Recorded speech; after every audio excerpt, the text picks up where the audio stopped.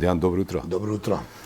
Што е тоа што најмногу го предизвикува вниманието во светот во моментот? Претпоставам Украина. Па, за жал, Украина и последиците од таа цела војна која се случува веќе 300 дена и го обседнува светот. Ти во твојата најава рече, без не е во близина, на околу 1200 километри воздушна линија. Да.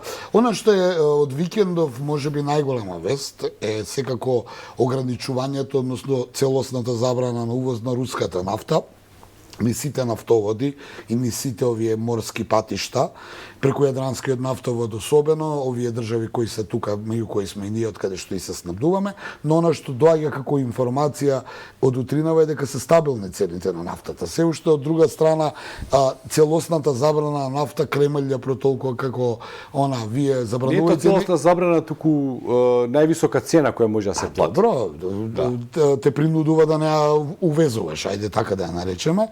Кремљ рече дека ние имаме начин како ќе продолжуваме да ја дистрибуираме и тоа е она како вест. Но она што можеби најмногу ја потресува зад кулисите на сите овие дневни вести околу Украина е секако последиците од неодамнешната средба, односно од четвртокот средбата помеѓу Макрон и Бајден. Ке потсетам, Франција си го бара своето место во светот, сака и натаму да се наметне како голема сила. Таа е голема сила, но за жал на Франција, како и во историјата и сега, таа е во судир со своите англосаксонски партнери, би рекол, или ривали.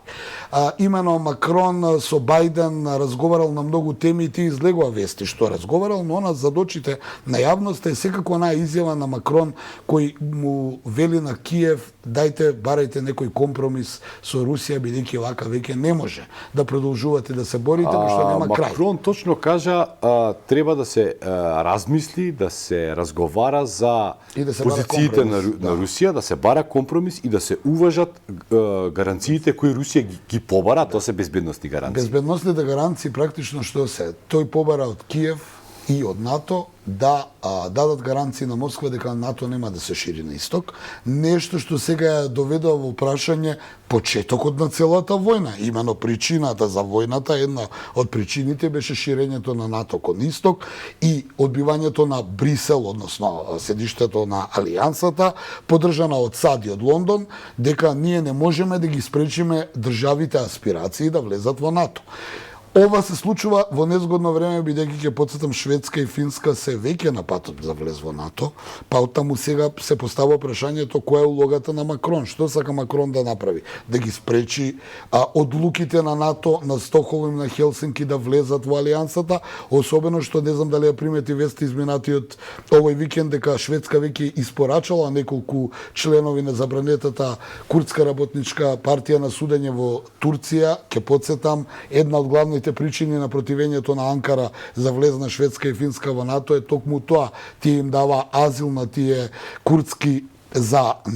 курдски сепаратисти, би рекол, кои Анкара ги смета за криминалци и сака да им суди. Потам оваа изјава на Макрон ја шокираше пред се круговите во Киев, кои некако преку спијат на она страна дека сепак НАТО на крај ќе ја интегрира Украина во Алијансата и се осетија малку изневерени, особено што сега Вашингтон и Лондон не кажуваат ништо околу оваа изјава.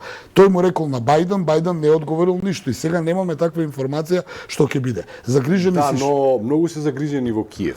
Загрижени си во Шведска и во Финска и во прибалтичките држави Литванија, Летонија и Естонија, бидејќи ќе потсетам, тие се мали држави кои се влезени во НАТО, но повторно велам, се поставува прашањето ширењето на НАТО кон исток. Доколку овој предлог, барање на Макрон биде усвоено, може да дојде до ревидирање на некој начин на одлуките, не велам за прибалтичките држави, но велам за Шведска и Финска и за Украина, која без поддршката на НАТО до сега одамна ќе беше, ајде ќе се изразам така, усвоена од страна на Русија.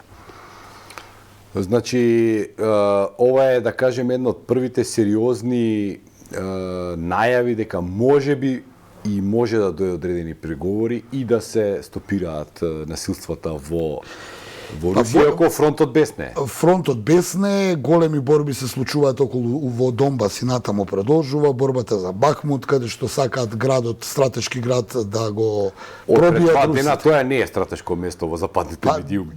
Не, да, значи јас ќе повторам она што го зборував во петокот. Ние сме сега во фаза каде што, нели, покрај доминацијата на копно, па на море, па во воздух, сега доминацијата во информацијската сфера, која има доминацијата во информацијската сфера, тој ја има и предноста во војната, во која и да војна се води. Во конкретниот случај Западот има сериозна информациона војна кон Русија и русите не се ништо послаби, така да ние можеме само да ги анализираме работите што ги добиваме, бидејќи на теренот многу малку има извештај и известувачи што се случува. Да, но факт е дека во Бахмут се водат сериозни борби во моментов, додека разговараме тука, и би можело се очекува во наредните денови да видиме тука некаква разречница на... Ќе видиме што се случува таму, но ќе загатнеме во интерес на време само кратко и улогата на Белорусија и на тоа што се случува во Белорусија. Има информации подолго време дека околу 9000 војници на руски се во Белорусија, меѓутоа извештаите велат дека многу повеќе има војници во Белорусија. Па и јас го прочитав, да. Особено што и покрај противењето на Лукашенко, очигледно дел од белоруската армија ќе биде ставена во функција на борбите и операциите кои се случуваат во Украина од страна на Русија. Дали тие ќе влезат од Белорусија и ќе го нападнат повторно Киев или ќе направат нешто трето, не можеме да претпоставиме, пошто нити имаме информација, нити пат имаме некое војничко образование да можеме да го коментираме. Едно е сигурно, нешто се случува и ние во оваа информациона војна ги гледаме само оние работи што нас не ги пласираат.